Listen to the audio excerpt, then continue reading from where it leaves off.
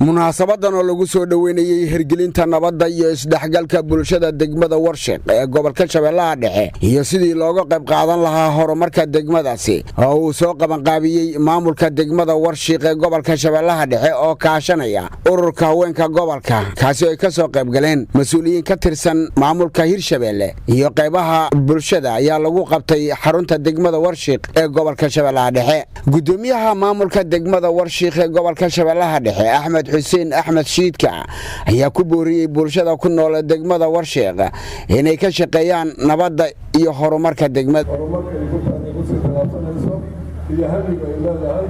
inay naga qayb qaataan wasiirada Hirshabeelle ee xildhibaanada iyaguna sidoo kale iyo xuduudda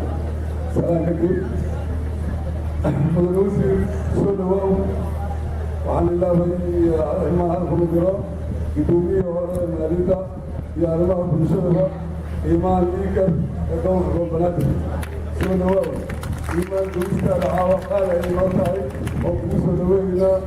xildhibaan maxamuud cabdi cali maxamuud dheere ayaa sheegay in xildhibaanada maamul goboleedka Hirshabeelle ay ka shaqeyn doonaan horumarka degmooyinka gobolka Shabeellaha Dhexe wasiirka arrimaha gudaha waxa leeyahay Warshiq aad waxa waaye waa degmo qadiimi ah waqti hore joogtay waqti hore la dhisay weli waxa ka maqan goobihii caafimaad waxa ka maqan qaybihii waxbarashada waxaan leeyahay wasiirka arrimaha gudaha gudoomiyaha gobolka gudoomiyaha degmadaba dhaxda hal loo xirto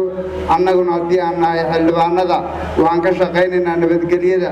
iyo dhaqaale iyo horumarintoodana waa ka wada shaqeyn doonaa gudoomiyaha gobolka Shabeellaha Dhexe Axmed Mayra Makaraan ayaa kula dardaarmay bulshada ku nool gobolka Shabeellaha Dhexe inay ka shaqeeyaan guud ahaan horumarka gobolka wadada oo aad iyo aad